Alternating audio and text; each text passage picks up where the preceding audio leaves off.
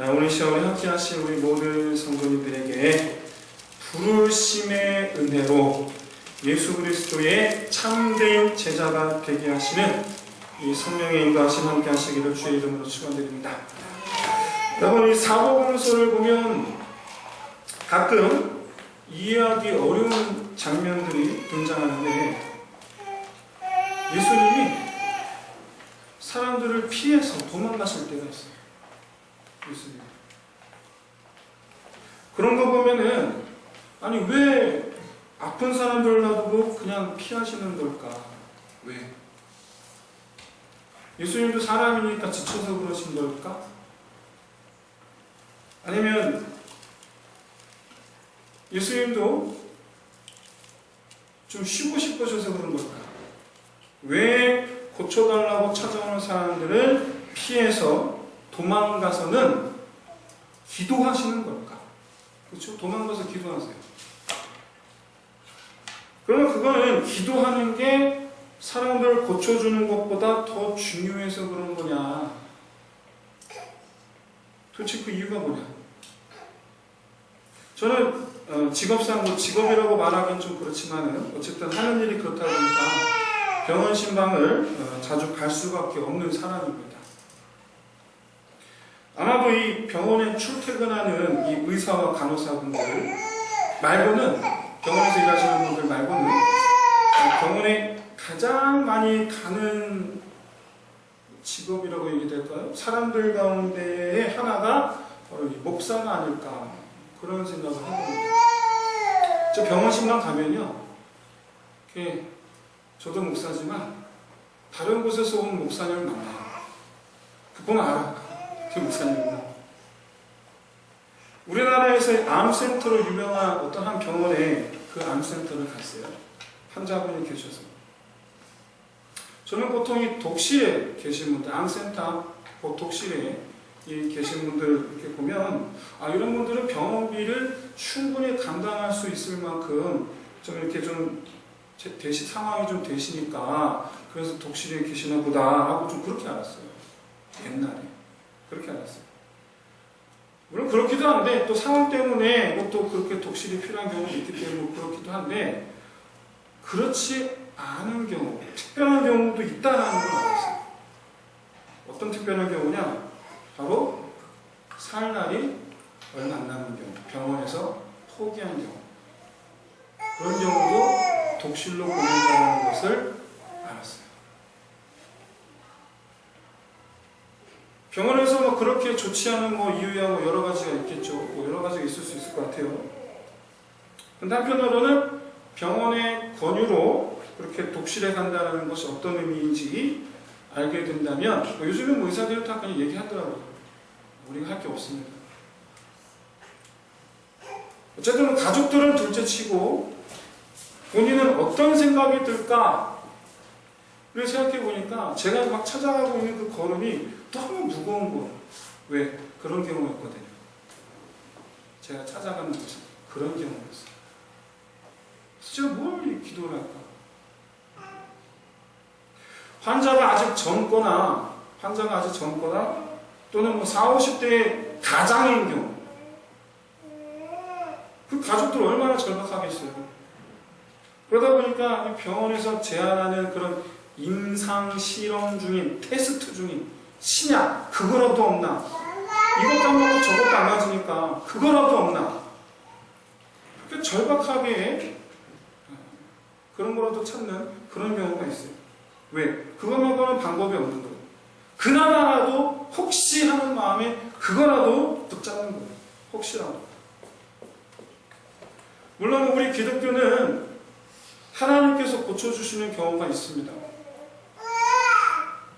저는 어느 날 갑자기 암이 사라졌습니다 라는 얘기를 실제로 우리 교회 교인이 실제로 암이 사라진 경우도 봤어요.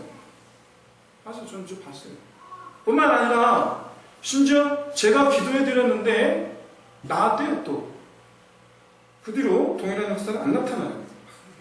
좀 나타나야 될 텐데 제가 한 게 아니잖아요. 그렇죠? 하나님께서 하신 거잖아요. 저는 기도만 했을 뿐이고 하나님께서 들으시고 뭐 저만 기도했겠어요? 가족도 얼마나 기도했겠어요? 하나님께 들으셔 역사하신 거겠지. 근데 말이죠, 반대의 경우도 있어요. 하나님께서 안 들어주시는 거예요. 다윗의 경우에 갓 태어난 아들이 죽게 되었을 때에 금식하며 기도합니다. 머리에 재를 뿌리고 옷을 찢고 재 위에 앉아서 기도합니다. 금식하며 기도합니다. 울며 기도합니다. 그런데 7일째가 지나서 아이가 죽으니까 그냥 벌떡 일어나서 다 씻고 머리에 기름 바르고 진수성찬 펴놓고 아주 맛있게 음식을 먹어요. 그러니까 신하들이 궁금한 거예요. 이상한 거예요. 왕에게 물어봤어요. 아니 왕이 아이가 아플 때에는 그렇게 금식하며 슬퍼하며 우시며 기도하시더니 아이가 죽으니까 왜 머리에 기름을 바르고 이렇게 이 진수성찬을 차려놓고 음식을 드시는 겁니까? 이유가 뭡니까? 그때 다윗이 대답합니다. 다른 사람도 아닌 다윗이 우리가 그렇게 존경하는 믿음의 사람 다윗이 그때는 혹시 하나님께서 아이를 살려주실까 하며 지금은 죽었으니 내가 어찌 금식하랴? 내가 다시 돌아오게 할 수 있느냐? 내가 그에게로 가는 길밖에는 없느니라. 여러분, 우리가 비록 이 신앙생활 하면서 하나님 은혜를 믿지만 또 은혜를 그렇게 구하지만 그렇다고 해서 하나님께서 하나님을 믿는 모든 사람들의 그 기도, 간절한 기도에 답답하시는 건 아닙니다. 특히 하나님을 믿는 모든 불치병에 걸린 환자들을 살려주시는 건 아니거든요. 이거를 불공평하다라고 느끼시는 분이 계실지도 모르겠어요. 이에 대해서 제가 처음 하나에 말씀드리자면 저희 아버지는 46, 저도 이제 내일 모레 46이잖아요. 딱 저 얼마나 젊어요, 제가 지금. 얼마나 제가 젊습니까? 근데 딱 제 나이 때에 돌아가셨어요. 뭘로? 암으로. 저는 생각해보니까 제가 어릴 때 보았던 아버지 그 얼굴을 생각할 때 참 연세가 많으시다 생각했는데 막상 제가 그 나이가 되니까 많긴 뭘 많아. 젊어도 너무 젊은 거예요. 그런데 저는요, 아버지가 돌아가셨기 때문에 하나님을 믿었어요. 아버지가 돌아가셨기 때문에. 왜냐하면 하나님은 산자의 하나님이시라. 즉 하나님은 죽은 자들을 다시 살리시는 하나님이시기 때문이에요. 저한테 소망을 주셨어요. 아버지를 다시 만날 소망. 아버지를 다시 만날 소망. 평생 암 때문에 고생하셨던 간병화였거든요. 저 태어날 때, 저를 가졌을 때 간병화 판정을 받았어요. 제가 14살, 14년 동안 그 간병화 피토하고 피똥 싸고, 그런데도 불구하고 그 몸으로 운전대를 잡으셨어요. 왜? 돈은 벌어야 되니까. 온갖 고생 다 하다가 30년 전에 약 좋아봤자 뭐 얼마나 좋겠어요. 합병증이 왔어요. 위가 다 녹아내렸어요. 그렇게 돌아가셨어요. 지금은 평생 그렇게 병으로 고생하신 아버지, 하나님께서 편안하게 안식을 주셨다면 언젠가는 우리 아버지와 저는 다시 만나게 될 줄로 저는 믿습니다. 저는 그렇게 믿습니다. 그 믿음이 생겼기 때문에 저는 아버지가 돌아가셔서 하나님께 감사했어요. 정말이에요. 아버지가 돌아가시던 해 1월 1일 아침 눈 딱 뜨자마자 일어나서 저는 그때 믿음이 없었지만 그렇게 기도했어요. 기도를 합시고 했어요. 차라리 아버지 돌아가시게 해주세요. 그래서 저는 돌아가셔서 너무 감사했고 도리어 하나님을 믿었고 지금은 이제 목사가 되어 있어요. 지금. 그러고 보면 어떤 경우는 죽음이 오히려 은혜일 수가 있어요. 어떤 경우는. 또 어떤 경우는 다시 살려주시는 게 은혜일 수 있어요. 이러든 저러든 오직 하나님의 은혜만으로 충만한 저와 여러분이 되시길 주의 이름으로 축원드립니다. 그 외에도 말이죠. 비록 하나님을 믿지 않기 때문에 신앙생활을 하지 않는다 할지라도 자연주의 치료법이라든가 12호법 등이라든가 등등 이런 가족들의 헌신과 돌봄, 또는 본인의 의지와 노력 이런 걸 통해서 치료, 완치를 이루어낸 분들도 많아요. 그렇죠? 많아요. 신앙이 아닌 다른 곳으로 완치를 이룬 경우도 많아요.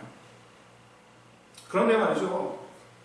믿는 사람이든 안 믿는 사람이든 믿음으로 낳든 아니면 다른 여러 가지 방법으로 낳든 중요한 것은 100% 확실하게 낳는 건 존재하지 않는다라는 사실. 역사 이래로 그런 경우가 없어요. 현대사회 의술이 아무리 많이 발달해서 이런 이제 생존율이 많이 올라갔습니다. 많이 올라갔어요. 옛날에는 갑상선 암으로 죽기도 했는데 지금은 전혀 안 죽습니다. 그렇죠? 네. 아무튼 많이 생존율이 올라가긴 했어요. 하지만 그래도 100%는 아니에요. 내 병이 낫느냐 못 낫느냐 그런 개인적인 차원에서의 확률을 말씀드리는 게 아니에요. 내가 사느냐 못 사느냐 개인적인 차원에 말씀드리는 게 아니고 불치병 환자가 10,000명 있다면 10,000명 전부가 완전하게 나을 수 없다라는 얘기예요. 100%가 아니라는 얘기예요. 그런데 이게 상식인데 근데 이 상식이 무너졌던 때가 있었어요. 한때 100% 낫는 경우 막 100% 낫는 때가 있었어요. 100%. 그 사람만 만나면 그 사람만 만나면 100%야. 여지 없어. 어딜 가나 예수님 사람들이 쫓아다녔어요. 어딜 가나. 쫓아다닌 이유는 사실은 한 가지예요. 사실은. 오직 한 가지. 바로 뭐냐면 자기 병 낫는 거. 자기 병 낫는 거. 오직 그거 하나. 약을 쓰거나 조금만 잘 견디면 낫는 그런 종류의 질병, 감기 이런 종류의 질병이 아니고 그런 질병이 아니고 말 그대로 아예 불구 절름발이 그렇죠?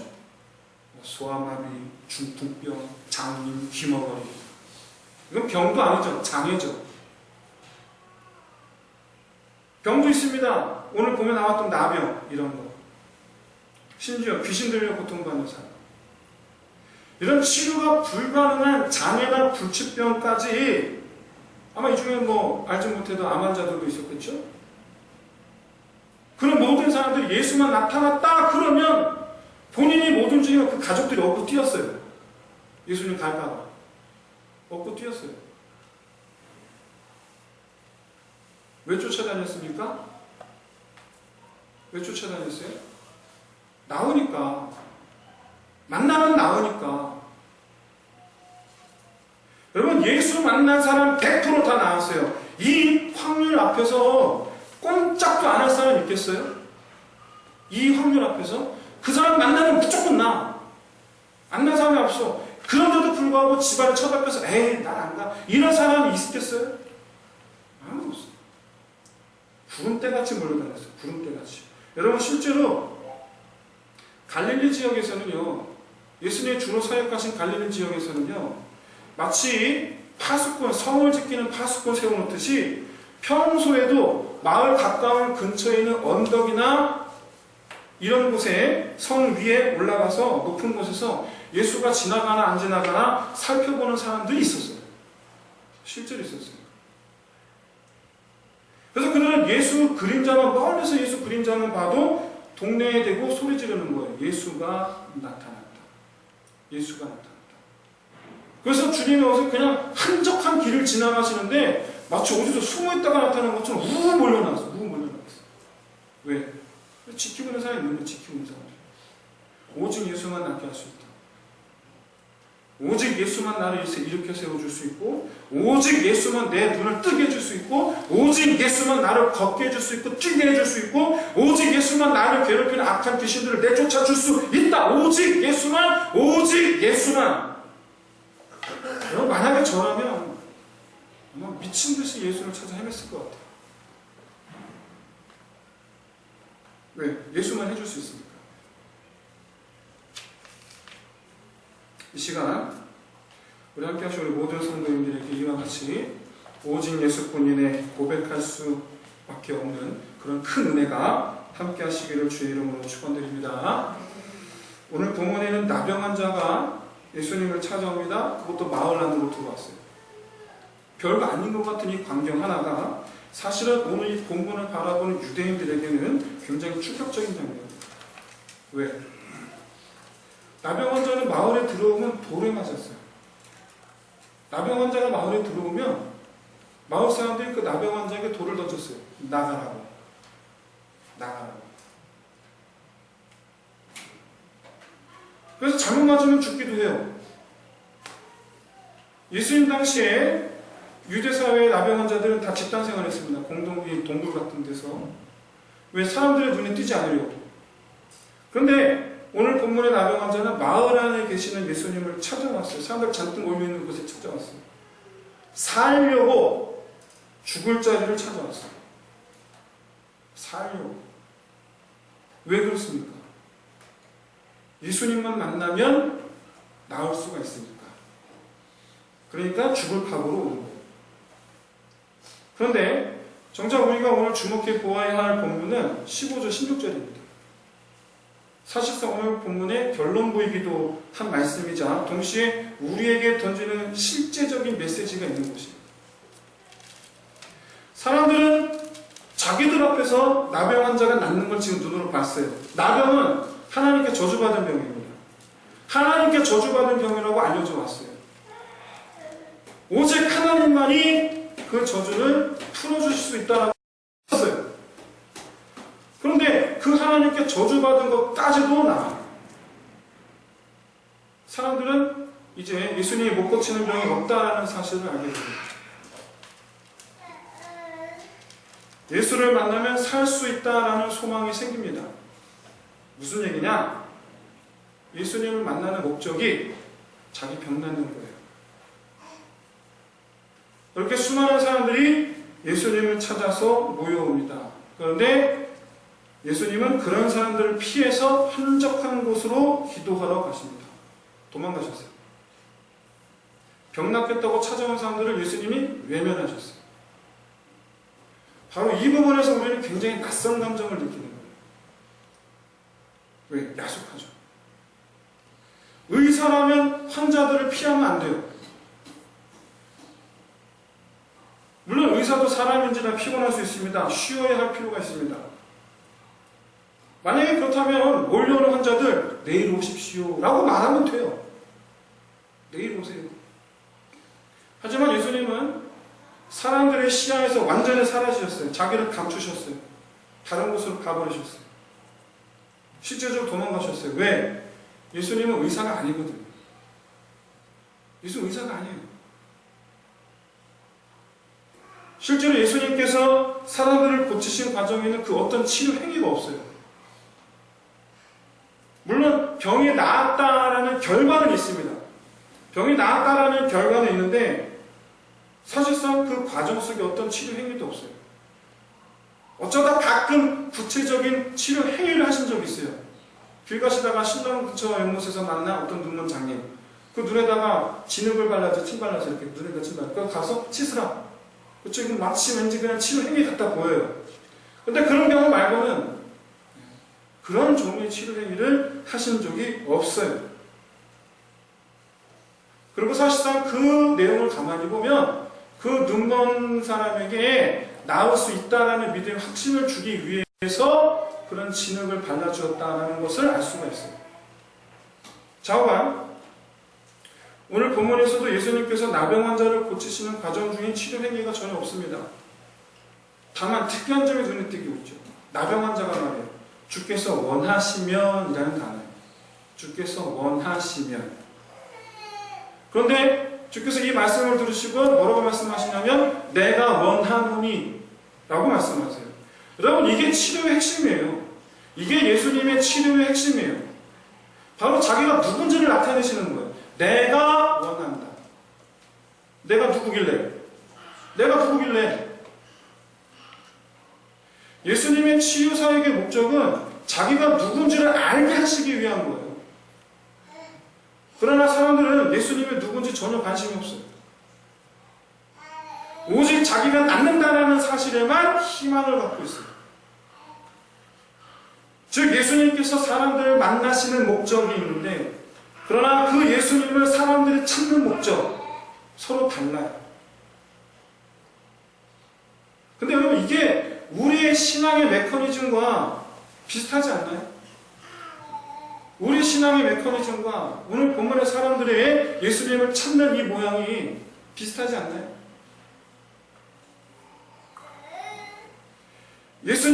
우리가 예수님을 찾는 목적, 예수님을 따라다니는 목적이 예수님께서 나를 만나주시는 목적과 일치하지 않는 그런 신앙생활을 우리는 하고 있지 않는가.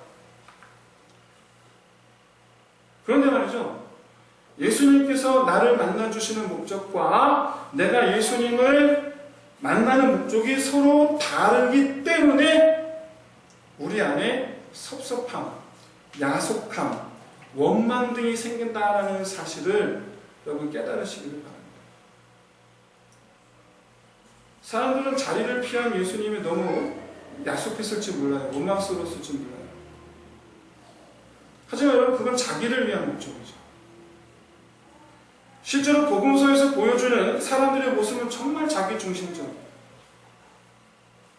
예수님께서 밤새도록 사람들을 고쳐주시는 장면이 사복음서에 자주 등장합니다. 예수님을 만나서 치료받은 사람은 치료받고 집에 가면 그만이에요. 하지만 예수님 밤새도록 거기 계셔요. 그런데도 불구하고 사람들은요, 내 차례가 될 때까지 어디 가지 말고 거기 딱 앉아 있으쇼. 이게 사람들의 마음이에요. 사복음서 곳곳에 이런 장면들이 있어요. 여러분 누구 하나 예수님께서 왜 이런 일을 하시는지 그리고 예수님이 누군지 관심 갖는 사람이 단 한 사람도 나타나지 않아요. 누가 오늘 본문 바로 다음에 곧 이어서 피하셨거든요. 피하셨는데 곧바로 오늘 본문 뒤에 사실 오늘 본문 뒤에까지 다 묶어놔야 되는데 너무 길어서 그냥 잘랐어요. 오늘 보는 바로 뒤에는 중풍병자를 고쳐주시는 장면이 나타납니다. 처음에 예수님 중풍병자에게 말씀하셨어요. 네 죄사함을 받았느니라. 그랬더니 서기관하고 바리새인들이 신선보도라고 난리를 쳐요. 그래서 예수님께서 물어봅니다. 그들에게 하나님 외에 누가 능히 죄를 사하겠는가? 하나님 외에 누가 능히 죄를 사하겠는가? 이 서기관과 바리새인들이 한 얘기예요. 당연히 예수님이 하나님이라는 얘기죠. 이를 깨닫지 못하는 사람들에게 예수님이 한마디 하시죠. 너희는 죄사함 받았느니라 하는 말과 일어나 걸어가라는 말 중에 너희라면 뭐가 더 쉬우냐? 무슨 얘기냐? 너희 같으면 죄사함을 받았느니라 너희가 그렇게 얘기하면 이 사람이 일어나겠냐는 얘기예요. 너희가 이 사람에게 일어나 걸어가라 그러면 이 사람이 일어나 걸어가겠느냐는 얘기예요. 너희는 둘 중에 뭐가 쉬우냐? 그럼 뭐가 쉽겠어요? 둘 다 말도 안 되지. 우리 둘 다 안 돼요, 우리는. 불가능하지. 아무리 우리가 걸어가라 소리 지른다 하면 그 사람 일어나겠습니까? 예수님이니까 일어나는 거죠. 예수님이 하나님이니까 일어나는 거죠. 그런데도 몰라요. 아무도 몰라요. 왜? 관심이 없거든. 누가는 오늘 본문에서 예수님께서 나병 환자를 고치신 후에 사람들이 몰려오니까 숨으셨는데 곧 이어서 중풍병자 사건을 기록함으로써 예수님이 누구신지를 보여줘요. 이는 예수님의 치유 사역의 목적이 자기가 누구인지를 알리기 위함이라는 거예요. 하지만 사람들은 그런 거 관심 없어요. 자기 병만 나오면 돼요. 오늘 나병 환자를 보세요. 예수님이 나병 환자를 깨끗하게 하시고는 자기가 이 일을 행하셨다는 것을 아무에게도 알리지 말라고 경고하셨어요. 왜냐하면 사람들이 단지 only 자기 치유받으려고 찾아올까봐 나를 만나려는 목적이 자기들 치료받으려고 찾아오는 거일까봐. 하지만 이 나병 환자는 동네번에 다 소문냅니다. 자기가 나았다라는 알리기 위함은 아닌 것 같아요. 왜냐하면 제사장에게 보여서 확인만 받으면 돼요. 그럼 사람들 다 인정해줘요. 그렇기 때문에 자기가 나았다라는 걸 알리기 위해서는 아니에요. 그런데도 불구하고 여기저기 소문냈다라는 건 자랑하고 싶은 거죠. 이 사람 역시 예수님을 믿음의 대상으로 보는 것이 아니고 치료해주는 사람으로 보는 거예요. 치료해주는 사람. 내가 믿어야 할 대상이 아니에요. 예수님이 누구신지 관심 없습니다. 예수님이 나를 대학에 보내주는 거에만 관심 있습니다. 나를 취직시켜주는 거에만 관심 있습니다. 나를 배우자 만나게 해주는 거에만 관심 있습니다. 나를 아이 갖게 해주는 거에만 관심 있고요. 나를 집 얻게 하는 거에만 관심 있습니다. 내 인생살이에만 관심 있습니다. 내 인생살이 해결해 주시는 것에만 관심 있습니다. 안 해주면 야속합니다. 하나님을 본인이 알아주지도 않는 거죠. 본인은 하나님을 알아주지도 않는 거죠. 예수님은 자기가 하나님이라고 자기를 좀 알아달라고 자가 홍보하시는데, 지금 자가 홍보하고 계시는데 사람들은 됐고 고치기나 해. 그렇죠? 주님은 우리에게 내가 너희 하나님이다 라고 우리에게 말씀하시는데, 우리는 됐고요, 내 기도나 들어주세요 라고 하는 그런 우리가 신앙생활을 하고 있는 건 아닌가? 여러분 다시 한번 깊이 생각해 보시기 바랍니다. 예수님은 기도하시려고 사람들 피한 게 아니에요. 예수님은 자꾸 자기 사역의 본질에서 벗어나니까 기도하러 가시는 거예요. 예수님 사역의 본질에서 자꾸 벗어나니까. 예수님 사역의 본질이 뭡니까? 우리를 구원하시고 우리를 자기 백성 삼으시는 거예요. 근데 사람들은 예수님 백성 될 생각은 조금도 없어요. 자기 낳는 거에만 관심 있어요. 그래서 기도하러 갑니다. 하나님께서, 하나님 아버지께서 사역을 도와주시기를, 그리고 깨닫지 못하는 이 백성들이 깨닫게 되기를. 여러분, 예수님께서 사람들을 피해서 기도하러 가신 그 자체가 우리가 병 낫는 것보다 더 중요합니다. 왜? 예수님이 누구신지를 알고 나를 향한 예수님의 목적이 이루어지는 것이라는 점에 있어서, 사랑하는 성도 여러분, 하나님께서 우리에게 은혜를 주시는 목적은 하나님 어떤 분인지를 알라는 거예요. 그래서 그의 백성이 되라는 거예요. 예수님께서 치유 사역을 하신 목적은 표면적으로는 물론 백성들이 불쌍해서입니다. 기왕 오셨으니까 고쳐주시는 거예요. 그런데 이 치유 사역의 이면에 숨어있는 더 중요한 하나님의 예수 그리스도의 목적은 백성들을 불쌍히 여기사 은혜를 베푸신 이가 하나님이시다라는 것을 알리기 위해서요. 예수 아니면 살 수가 없다, 나 아니면 살 수가 없다라는 것을 알려주시기 위해서요. 사랑하는 성도 여러분, 잊지 마십시오. 사고공사에서 고침받은 셀 수도 없이 많은 이 수많은 사람들, 지금 이 시간 천국에 없어요. 지금 이 시간. 물론 그 중에 천국에 있는 사람도 있겠죠. 하지만 치료받은 사람들 100%가 다 천국에 간 건 아닙니다. 예수님 십자가에 못 박으라 라고 외친 사람들 중에는 예수님께 치료받은 사람들도 있었다라는 것을 여러분 잊지 마십시오. 사람은 그렇게 하나님께 이기죠. 하나님을 안 들어주면 그렇게 싫어라 해요. 들어주면 또 좋아라 해요. 그러면서도 나도 하나님을 사랑해야지 라는 모습은 없어요. 마치 철없는 어린애들 같아요. 안 사주면 그렇게 때려 쓰고 엄마 아빠 믿다고 하더니 막상 사주면은 엄마 아빠한테 더 잘하는 건 고사하고 고맙다는 말 한마디 없어요. 그럼 예수님께서 기도하러 가신 것에는 이렇게 육신의 일에만 관심을 보이는 이들을 위하여 기도하러 가신 거예요. 불쌍해서, 더 불쌍해서.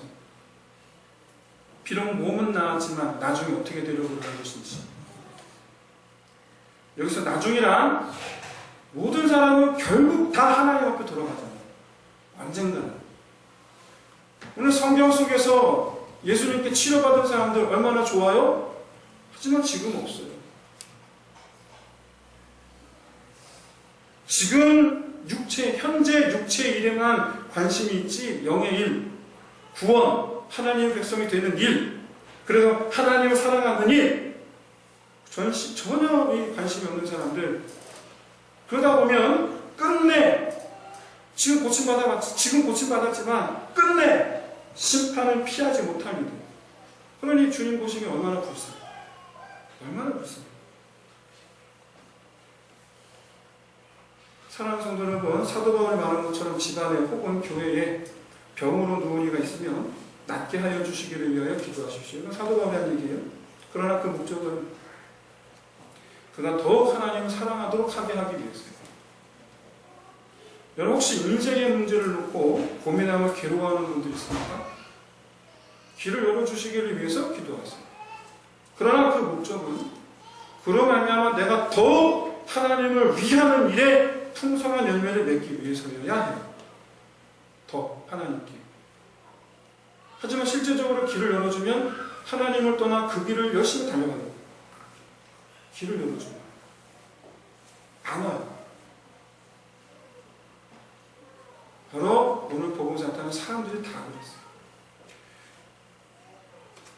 예수님께서 사람들을 피해 도망가신 그 자체가 사실은 메시지예요. 나는 단지 치유하는 일을 위해서 보냄을 받은 것이 아니다라는 거예요. 우리가 말하는 예수님의 은혜가 그저 단지 우리 뒷바라지여야 되겠습니까? 아니면 은혜 가운데에서 더욱더 주님과 동행하는 것이어야 하겠습니까? 문제는 이 두 가지 이 바램의 결과가 그 결과가 달라요. 내가 바라는 예수님의 은혜가 단지 내 인생의 뒷바라지라면 여러분 예수님 도망가죠. 피하셔요. 그리고 나를 위해 기도하셔요. 돌아오기를. 보통 남자들이 군대 가서 철드는 이유가 바로 뭐냐면 자기 고생하다 보니까 자기가 얼마나 부모님의 그 은혜 속에 있었는지를 깨닫게 되기 때문이에요. 죽도록 고생하다 보니까 야, 내가 참 부모님 안에 있을 때가 너무 좋았구나. 그래서 여러분 부모님의 은혜를 깨닫는 사람들은 어쩜 그렇게 결단하는 내용이 똑같은지 모르겠어요. 제대하면 부모님께 잘해야지. 그렇죠? 다 똑같아. 부모님께 잘한대. 사랑하는 성도 여러분, 은혜는 베푸신 이와 더불어서 함께 서로 함께하는 거예요. 하나님께 잘하는 건 결국 여러분 교회에 잘하는 것임을 여러분 깨달으시기를 주의 이름으로 축원드립니다. 마지막으로 제 얘기 하나 하고 마치겠습니다.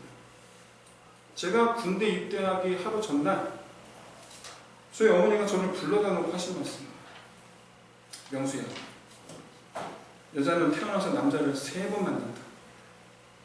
첫째는 아버지, 둘째는 남편, 셋째는 아들. 나는 첫 번째 남자와 두 번째 남자에게서 사랑을 받아보지 못했다. 저희 어머니 6살 때 남의 집에 보내셨거든요. 저희 어머니 결혼해서 1년 만에 남편 환자 됐잖아요. 언제 남자 사랑을 받아봤겠어요? 언제? 이제 내게 남은 남자는 너밖에 없다. 저는 그때 저희 어머니가 사랑이 필요한 여자라는 걸 그때 처음 알았어요. 처음 알았어요. 얼마나 울었는지 몰라요. 나는 우리 어머니 어떻게 합니까? 나는 어떻게 합니까? 사랑하는 성도 여러분, 관계는 그런 겁니다. 그리고 하나님이 나와 하나님과의 관계 속에서 하나님이 바로 이걸 원하시는 거예요. 주님은 단지 베푸시는 분이 아니에요. 우리가 달라는데 안 주면 성질내고 주먹질해도 되는 그런 존재가 하나님 아니에요. 주님께서 뭘 주시든 말든 그저 단지 내가 사랑하는 것, 나는 하나님의 백성이요, 나는 그의 아들이요, 나는 그의 딸이요, 그의 자녀로서 하나님을 존경하고 하나님을 존중하고, 그래서 하나님 편에 서서 하나님을 위하는 아버지 아들, 하나님을 위하는 아버지 딸, 그렇게 아버지와 자녀의 관계, 이 관계를 바라시기 때문에 주님은 오늘도 우리에게 은혜를 베풀어 주세요. 오늘도 이 관계를 위해서, 이 관계를 위해서 부디 바라건대 여러분, 주님의 이 은혜 속에 담긴, 이 주님께서 우리에게, 하나님께서 우리에게 주시는 은혜, 이 은혜라는 것에 담긴 하나님의 이 진의를 여러분 깨닫게 되시기를 바랍니다. 그래서 주님은 내게 은혜를 베푸시고 나는 주를 위한 성실함으로 주님을 사랑하는 효도, 그렇죠? 효도라는 개념이겠죠. 그렇게 주님께서 나를 피하시는 그런 사람이 아니라 오히려 나를 기뻐하시는 그런 저와 여러분이 되시기를 주의 이름으로 축원드립니다. 시험 때 2000년